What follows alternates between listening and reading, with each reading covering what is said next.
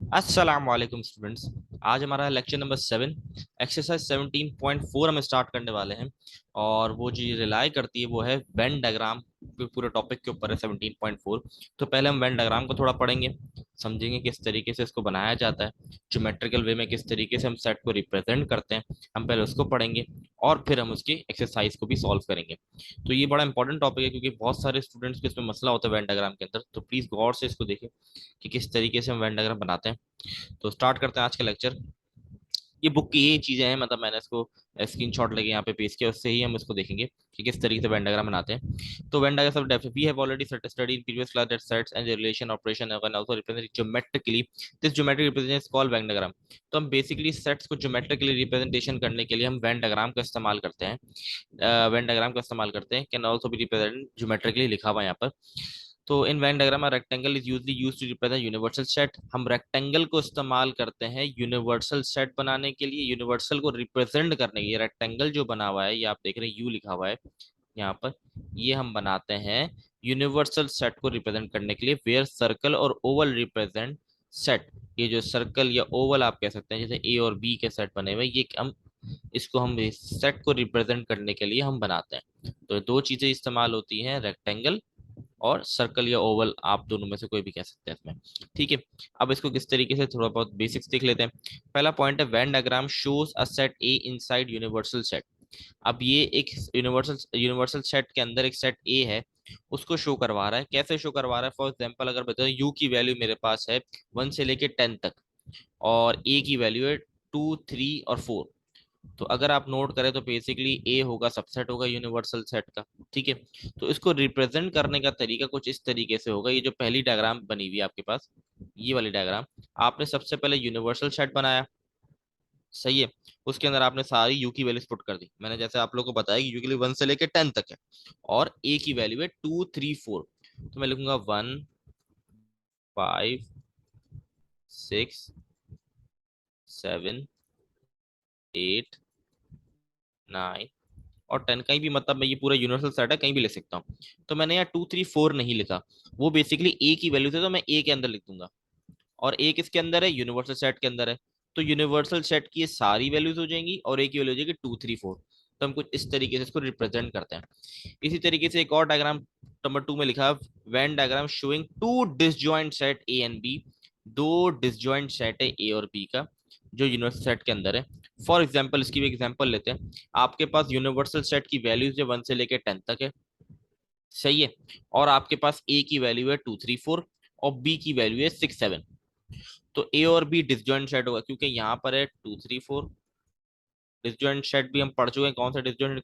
जिसके अंदर कोई भी कॉमन वैल्यू ना हो उसको हम डिसजॉइंट सेट कहते हैं। तो ए और बी में कोई भी कॉमन वैल्यू नहीं है, इसलिए ये डिसजॉइंट सेट है, सही है। और ये सारी वैल्यूज जो ए और बी के पास है यूनिवर्सल सेट के पास ऑलरेडी मौजूद थी, तो इसीलिए यूनिवर्सल सेट के अंदर लिख दिया गया। तो ये बड़ा इंपॉर्टेंट था, ये समझना। आई होप क्लियर होंगी चीजें। Third point, last point, third और फोर्थ पॉइंट को देख लेते हैं। Venn diagram show two overlapping set A and B. Overlapping क्या होते हैं? जिसके अंदर एटलीस्ट एक, कम से कम एक कॉमन वैल्यू हो। तो ये बहुत इंपॉर्टेंट। देखिए, सबसे पहला सेट आपको दिखाएगा जिसके अंदर सिर्फ एक सेट था, यूनिवर्सल सेट के अंदर लिखा हुआ था। दूसरा सेट आपको बताएगा जिसके अंदर ए और बी दोनों डिसजॉइंट सेट थे, वो भी यूनिवर्सल सेट के अंदर थे। तीसरा आपको ओवरलैपिंग सेट दिखाया जा रहा है। ओवरलैपिंग सेट कैसे दिखाएंगे, देखें, अब गौर से देखें।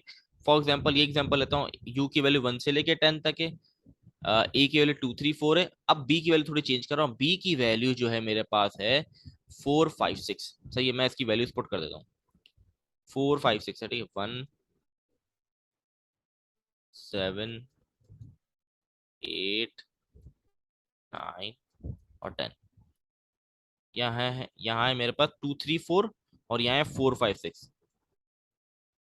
2, 3 लिख दिया, 5, 6 लिख दिया। अब यहाँ पर दोनों के अंदर कॉमन वैल्यू कौन सी थी? यहाँ दोनों के अंदर जो कॉमन वैल्यू थी वो 4 थी, तो 4 यहाँ बीच में लिखा जाएगा। जो कॉमन वैल्यू होती है वो यहाँ, जो बीच में आपने ओवरलैप करके दिखाया हुआ दोनों सर्कल को, उनके बीच में आप कॉमन वैल्यूज को शो करवाते हैं।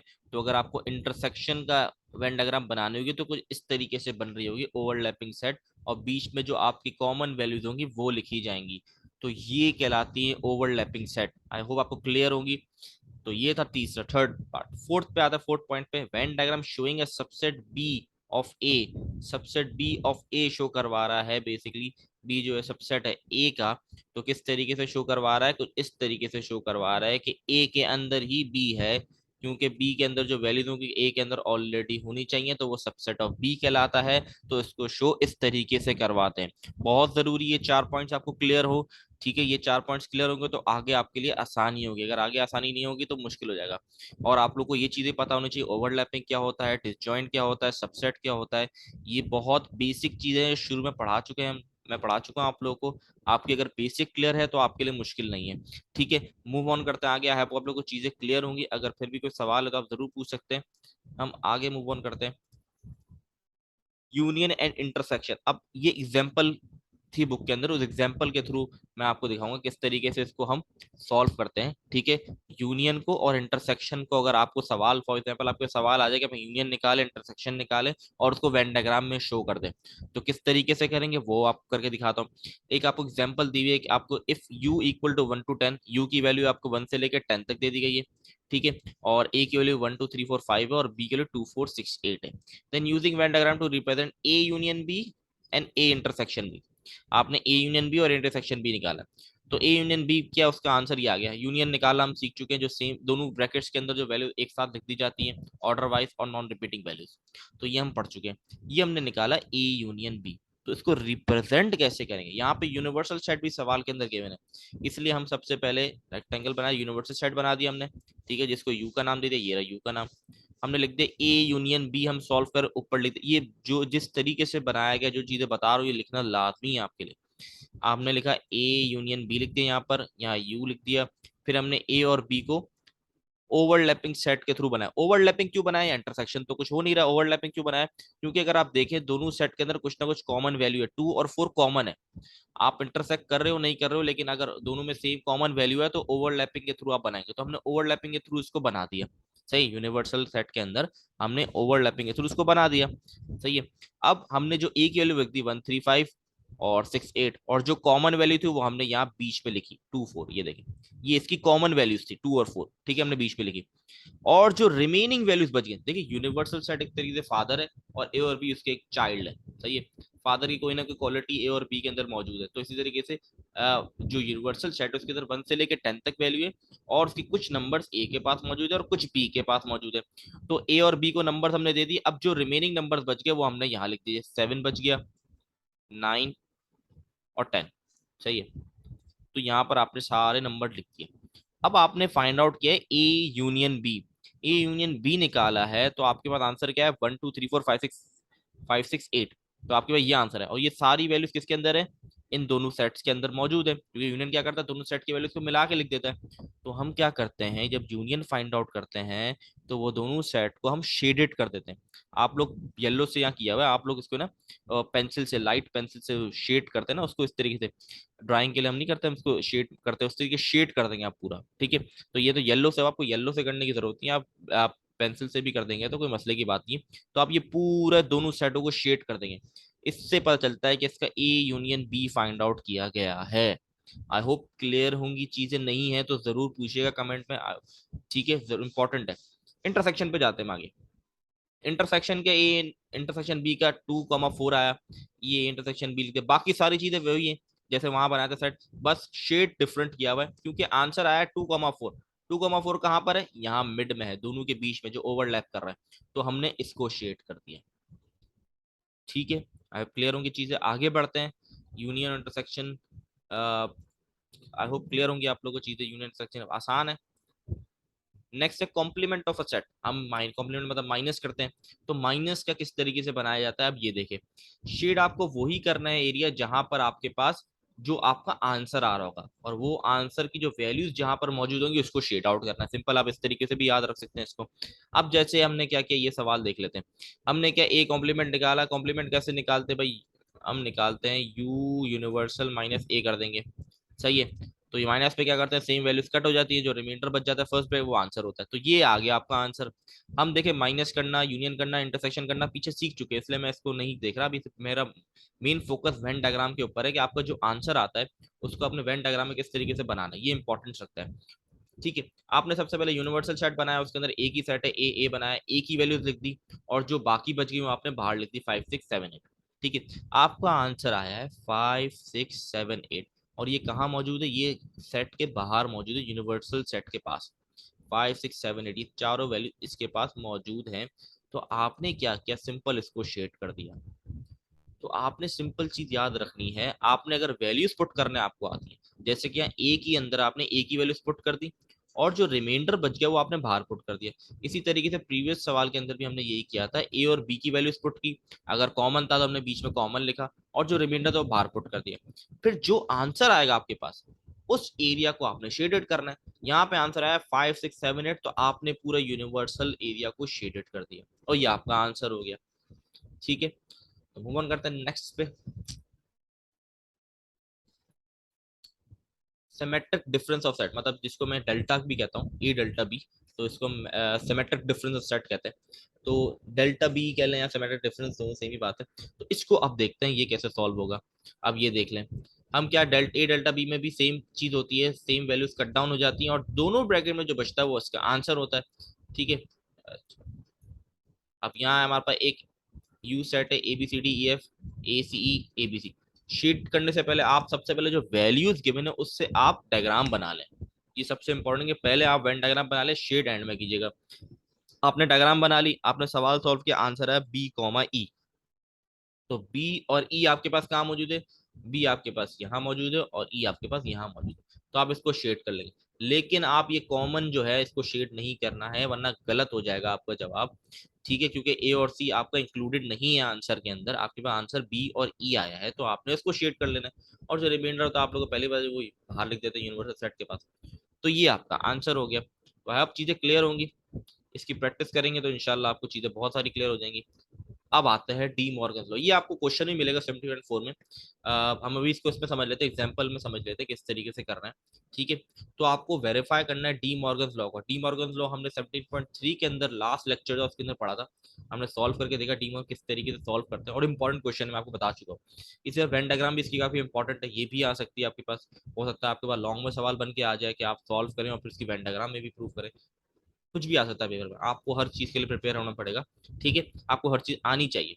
तो वेन डायग्राम पे आते हैं, डी मॉर्गन लॉ में आपको यू ए और बी दे दिया, एक आपको इक्वेशन भी दे दी गई, हम इसमें एक इक्वेशन सॉल्व कर रहे हैं। ठीक है, दो इक्वेशन बता चुका हूँ, दो इक्वेशन होती हैं, हम एक इक्वेशन को सॉल्व करेंगे। तो कैसे करेंगे ये देखें। सबसे पहले हमने ली लेफ्ट हैंड साइड, गौर से सुनिए क्या सवाल को, लेफ्ट हैंड साइड ली, ए यूनियन बी के ऊपर है कॉम्प्लीमेंट, ये रही हमारी लेफ्ट हैंड साइड। तो सबसे पहले ब्रैकेट सॉल्व करेंगे ए यूनियन बी। तो अगर आपकी पीछे की बेस अच्छी है, जैसे मैंने अभी आप लोगों को ए यूनियन बी निकालना सिखाया है, इंटरसेक्ट सिखाया है, तो आपके लिए सवाल बहुत आसान हो जाएगा, मैं आपको बता रहा हूँ। तो आपने सबसे पहले क्या किया, ए यूनियन बी आपने सेट बनाया, वैल्यूज पुट ऑन कर दी। ए यूनियन बी में क्या होता है, ए और बी की दोनों वैल्यूज मिला के लिख देते हैं, तो हमने ए और बी को शेड कर दिया, सिंपल, ये हम पीछे देख चुके हैं। सेकंड है ए यूनियन बी के ऊपर कॉम्प्लीमेंट, मतलब आप यू को माइनस कर देंगे ए यूनियन बी से। ठीक है, फिर आपने सिंपल वही वेन डायग्राम बनानी है प्रॉपर, जैसे ऊपर बनी हुई वैसी ही डायग्राम बनेगी, कोई डिफरेंस नहीं आएगा, बस शेड करने का डिफरेंस आएगा। अब आपके पास जब u को यूनिवर्सल से आप माइनस कराएंगे यूनियन b को, तो आपके पास आंसर आएगा 7,9। ये देखें यहाँ पे लिखा हुआ है 7,9। तो आपने 7,9 का ये रहा बाहर है यूनिवर्सल के पास, तो आपने इसको शेड कर दिया। तो ये आपकी लेफ्ट हैंड साइड सॉल्व हो गई। अब राइट हैंड साइड पे मूव ऑन करते हैं, आई होप क्लियर होंगी चीजें, बहुत आसान है। राइट हैंड साइड में आपके पास सबसे पहले आप कॉम्प्लीमेंट सॉल्व करना है। तो आपने ए कॉम्प्लीमेंट निकाला, वही सारे सेट की वैल्यूज को पुट ऑन किया। ए कॉम्प्लीमेंट का जो आपका आंसर आया वो 8 10 9 7 8 9 10 आया। तो जहां जहां 7 8 9 10 है वो सारे एरिया को शेड करना है आपने, ये बात याद रखिएगा। इसी तरीके से बी कॉम्प्लीमेंट देखिए, आपके पास आंसर आया 1 3 5 7 9, तो जहां जहां ये वैल्यू थे उन सबको शेड कर दिया, तो ये आपके पास बी कॉम्प्लीमेंट आ गया। अब दोनों को इंटरसेक्ट कर रहे हैं। देखिए अगर आप तीनों डायग्राम देखें, वैल्यूज में कोई फर्क नहीं है, वैल्यूज जहां है वहीं रही गई हैं, बस शेड डिफरेंट डिफरेंट एरिया पे किया गया है, डिपेंड ऑन द आंसर, क्या आंसर आया है। ठीक है, अब A intersection B, A intersection B हमने किया, तो आज जो हमारे पास आंसर है वो 7,9 आया, वो यूनिवर्सल सेट में था, तो 7,9 को हमने शेड कर दिया। ये दोनों सेट बराबर है, आपको देख रहे हैं दोनों सेम आए, तो हम लिख देंगे शेडेड और colour region and their element are shown in figure 1 2 3 are equal then A union B complement A complement intersection B complement hence verified. ये भी इंपॉर्टेंट क्वेश्चन है बहुत ज्यादा, ठीक है, तो बहुत जरूरी है, इसको समझिए सही तरीके से। आई होप क्लियर होंगी आपको चीजें, बड़ा इंपॉर्टेंट सवाल था, ठीक है। 17.4 में भी इसका सवाल है, वो हम सॉल्व नहीं करेंगे क्योंकि हमने यहाँ पर एग्जाम्पल में सॉल्व कर लिया है। आप लोग प्रैक्टिस के लिए 17.4 के अंदर ये आपको डी मॉर्गन का सवाल मिलेगा, उसको सॉल्व जरूर कीजिएगा, ठीक है, ताकि आपकी प्रैक्टिस भी हो जाए और आपको बहुत सारी चीजें क्लियर हो जाएंगी। जब तक आप खुद नहीं करेंगे आपको बहुत सारी चीजें अनक्लियर रहेंगी। आपको खुद करना बहुत जरूरी है, मैं जितना भी पढ़ा दूं लेकिन अगर आप खुद प्रैक्टिस नहीं करें तो आपकी चीजें अनक्लियर रहेंगी। आई होप क्लियर होगी चीजें, आगे बढ़ते हैं। अच्छा भाई, 17.4 का क्वेश्चन नंबर 1 हम सॉल्व करेंगे, बाकी पार्ट्स वही है सारे डी मॉर्गन लॉ वगैरह वेरिफिकेशन के, तो वो इतने मुश्किल नहीं है। जैसे कि हमने एक लास्ट कम्यूटेटिव और एसोसिएटिव प्रॉपर्टी पढ़ी थी, A union B, B union A, उसके वेन डायग्राम बनाने को, तो आई होप आप लोग वो बना लेंगे, इतनी मुश्किल नहीं है वो, तो वो आप लोग कर सकते हैं। मैं ये एक सवाल आपको सॉल्व कराऊंगा इसके अंदर, जिसके अंदर है A and B are two subset of U, मतलब ए और बी सबसेट है यूनिवर्सल सेट के, then draw Venn diagram generally A union B, A intersection B, A minus B and A delta B या A symmetric difference of B। तो ये हमारे पास कह रहा है कि अगर एक पार्ट दिया हुआ है A और B डिसजॉइंट सेट है, उनकी चारों चीजें बनाते हैं। अब सवाल देखिए, A और B डिसजॉइंट सेट है, डिसजॉइंट सेट क्या होता है, जैसे दोनों वैल्यू कॉमन ना हो, उसका A यूनियन B निकाल दे, A इंटरसेक्शन B निकाल दे, A माइनस B निकाल दे, A सिमेट्रिक B निकाल, सिमेट्रिक डिफरेंस B निकाल दे, या A डेल्टा B निकाल दे। आपने सबको सबकी सेम डायग्राम बने, आपके पास वैल्यूज नहीं है यहाँ पर, ठीक है, आपके पास वैल्यूज नहीं है। आप एक इमेजिनरी वैल्यू लेके भी, मतलब आप एक लेट करके वैल्यूज लेके भी सॉल्व कर सकते हैं आइडिया लेने के लिए, लेकिन बहुत आसान है, कोई मुश्किल नहीं है इसके अंदर। फॉर एग्जाम्पल आपने यू की वैल्यू 1 से लेकर 10 तक है, 1 से लेकर 10 तक यू है आपके पास, यूनिवर्सल मतलब। ए की वैल्यू आपके पास है 1 2, बी की वैल्यू आपके पास है 3 4, ठीक है, एग्जाम्पल ले रहा हूँ। आपने यू का एक बनाया, अभी ए यूनियन बी सॉल्व करें, यू का आपने बनाया, ए बनाया, बी बनाया, दोनों में कोई कॉमन नहीं है, बता दिया पहला पार्ट ही कह रहा है डिसजॉइंट सेट है, तो हमने वैल्यूज ही ऐसे ली, ये वैल्यूज लेनी नहीं है, इसे समझाने के लिए मैं लेके आपको बता रहा हूँ, तो दोनों सेट डिफरेंट ओवरलैप तो करेंगे नहीं। तो अब जब हम यूनिवर्सल करते हैं तो क्या होता है, मतलब सॉरी यूनियन करते हैं तो क्या होता है, दोनों सेट की वैल्यूज को सेम मिला दिया जाता है, तो इसलिए दोनों सेट की वैल्यूज को मिला दिया गया, तो आंसर आ जाएगा 1 2 3 4। तो 1 2 3 4 कहाँ मिलेगा आपको, 1 2 यहाँ मिलेगा, 3 4 यहाँ मिलेगा, तो इसलिए दोनों को शेड कर दिया हमने। तो ये था आपका ए यूनियन बी। इंटरसेक्शन पे आते हैं। अब डिसजॉइंट का मतलब है दोनों में कोई कॉमन ही नहीं है, जब दोनों में कॉमन नहीं है तो इंटरसेक्शन तो निकल नहीं सकता, मतलब नल साइड आएगा, तो इसीलिए इसको एज इट इज रहने दिया, कोई शेड नहीं किया हमने। थर्ड पे आते हैं। अच्छा, डेल्टा पहले आ गया, ए डेल्टा बी मतलब ए सेमेंटेड डिफरेंस बी को देखते हैं। इसमें क्या होता है, दोनों जो सेम वैल्यूज होती हैं, अब दोनों में जो सेम वैल्यूज है वो कट जाएंगी, सही है। अब इसको मैं यहाँ बता देता हूँ, दोनों में सेम वैल्यूज हैं जो कट जाएंगी, तो सेम तो दोनों में कुछ है ही नहीं, तो कटेगा तो कुछ भी नहीं। और डेल्टा के अंदर एक इंपॉर्टेंट चीज होती है कि दोनों ब्रैकेट्स में जो भी बचता है वो लिख दिया जाता है, तो दोनों ब्रैकेट के अंदर 1 2 3 4 ही बचेगा, तो ये लिख दिया जाएगा, तो एक्जैक्टली सेम बन गया ये, ऊपर वाले की तरह, यूनियन की तरह। क्योंकि ए डेल्टा बी पहला स्टेप क्या होता है, सेम वैल्यूज कट डाउन हो जाए, सेम कुछ है नहीं, फिर जो भी बच जाता है वो आंसर होता है, दोनों में जो बचा वो आंसर आ गया, तो A 1 2 3 4 ही आंसर हो गया। ए माइनस बी के अंदर क्या होगा, यही से पहला स्टेप सेम होता है कि आप दोनों के अंदर जो सेम वैल्यूज होती हैं वो कट डाउन कर देते हैं। डिसजॉइंट सेट है तो कोई सेम तो है नहीं, तो कट तो होगा नहीं, और जो पहले ब्रैकेट में बच जाएगा वो आंसर होगा, तो पहला ए का ब्रैकेट तो आपके पास बच जाएगा 1 2 और वो मौजूद होगा ए के अंदर, तो इसलिए ए को शेडेड किया, हमने बी को नहीं किया। तो आई होप क्लियर होंगे इसकी, ये फर्स्ट पार्ट था इसी क्वेश्चन नंबर 1 का। क्वेश्चन नंबर 1 का पार्ट 2 देख लेते हैं। Part 2, A and B are overlapping, A और बी दोनों ओवरलैप कर रहे हैं, मतलब कोई सेम वैल्यूज है इसके अंदर, तो इसकी भी एग्जांपल देख लेते हैं। यू हमने ले लिया इसमें 1 से लेके 10 तक, ए आपका आ गया 1 2, और बी आपने ले लिया 2 मैं फिर कह रहा हूँ, ये मैं सिर्फ आपको समझाने के लिए वैल्यूज दे रहा हूँ, इसमें कोई वैल्यूज नहीं लेनी है, ठीक है। तो आपने जब ए यूनियन बी किया तो ओवरलैपिंग सेट है, ओवरलैपिंग का मतलब कोई ना कोई एक कॉमन वैल्यू है दोनों के अंदर, तो ओवरलैपिंग की तरह आपने ए और बी को बनाया, और जब आप यूनियन करते हैं दोनों दोनों सेट की वैल्यू लिख दी जाती है, तो इसलिए सबको दोनों को शेड आउट कर दिया आपने।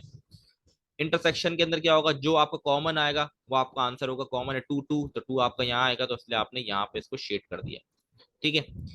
ए डेल्टा बी के अंदर क्या होता है, कॉमन वैल्यूज तो कट डाउन हो जाती हैं, तो इसलिए कॉमन आप देखें ये शेडेड नहीं है, तो जो बच जाता है वो आंसर होता है, तो ये बचा हुआ होगा आपके पास, ये आंसर, ये इस पे कुछ भी नहीं है, वैल्यूज नहीं आती। इसलिए ए माइनस बी के अंदर भी कॉमन वैल्यू कट डाउन हो जाती है, इसलिए ये नल पड़ा हुआ है आपके पास। और जो आपके फर्स्ट ब्रैकेट में बचता है वो आंसर होता है, इसलिए ये शेडेड है। जितनी प्रैक्टिस ज्यादा करेंगे उतने आपकी कॉन्सेप्ट और क्लियर होते जाएंगे। तो उसके थर्ड और लास्ट पार्ट पे बढ़ते हैं। अच्छा, if A and B are two subset of U, then वही सब क्वेश्चन, वही पार्ट हमारे पास थर्ड है। A is a subset of B. A जो है वो सबसेट ऑफ बी है, मतलब ए की जो वैल्यू है वो बी के अंदर है ही है। मतलब ठीक है, फॉर एग्जांपल आपके पास एग्जांपल ले लेता हूं मैं। ए के पास है हमारे पास 1 2, और बी के पास वैल्यूज है मेरे पास 1 2 3। सॉरी, इसमें मिस्टेक, मैं इसको वापस लिख देता हूँ। अच्छा, ए के पास हमारे पास वैल्यूज हैं 1 2, बी की वैल्यूज है मेरे पास 1 2 3 4। ठीक है, तो ए जो है वो बेसिकली सबसेट है बी का। सबसेट भी हम पढ़ चुके हैं। तो जब यूनियन करेंगे तो कुछ सबसेट को इस तरीके से बनाते हैं, ये भी हम देख चुके हैं शुरू में, मैंने देखा था पॉइंट नंबर 4 जो था। सबसेट इस तरीके से बनता है, तो ए यूनियन बी जब करेंगे तो सब शेडेड होंगे। ए इंटरसेक्शन बी करेंगे तो जो कॉमन वैल्यू आएगी 1 2 वही शेडेड होगा, तो इसलिए 1 2 यहाँ पर आएगा, तो इसलिए ये शेडेड है। जब ए डेल्टा बी करेंगे तो हमारा सिर्फ बी वाला पार्ट शेडेड है, ए वाला नहीं है, क्योंकि सेम वैल्यूज कट हो जाती हैं, तो 1 2 कट हो जाएगा, 3 4 यहाँ पर होगा, तो इसीलिए यहाँ हमने बी को शेड किया हुआ है। ए माइनस बी में क्या होगा? ए माइनस बी में कुछ भी नहीं किया, क्यों? क्योंकि जब ए को माइनस करेंगे बी से, सेम वैल्यूज कट हो जाएंगी, और जो पहले ब्रैकेट बचता है वो आंसर होता है, पहले ब्रैकेट में तो कुछ बचेगा ही नहीं, तो इसीलिए यहाँ पर कुछ भी शेडेड नहीं है। ठीक है, आई होप आप लोगों को चीजें क्लियर होंगी। और नेक्स्ट वीडियो, अच्छा इसमें एडिट करना भूल गया मैं, सॉरी। नेक्स्ट वीडियो जो हमारी होगी इंशाल्लाह वो 17.5 की होगी। ठीक है, उसकी बेसिक्स को पढ़ेंगे और फिर इंशाल्लाह उसको स्टार्ट करेंगे। आई होप आप लोगों को वेन डायग्राम क्लियर होगी। इसके और भी क्वेश्चन है, मैं आपको बता दूं क्वेश्चन किस तरीके के हैं। बहुत आसान है, जैसे कि आपको डी मॉर्गन्स लॉ मैंने पढ़ाया, वैसे डी मॉर्गन्स लॉ का एक सवाल है, इसमें वैल्यूज चेंज है करना वेन डायग्राम के थ्रू ये। और कम्यूटेटिव लॉ और एसोसिएटिव लॉ की इक्वेशन जो A union B, B union A, equation जो हमने पढ़ी हैं उसके बेसिकली सवाल है। ठीक है, तो आप लोग वो कर पाएंगे। ठीक है, तो वो हो जाएंगे प्रैक्टिस करने से। ठीक है, ज्यादा ज्यादा प्रैक्टिस करें इंशाल्लाह। नेक्स्ट वीडियो में 17.4 स्टार्ट करेंगे, तब तक के लिए अल्लाह हाफ़िज़।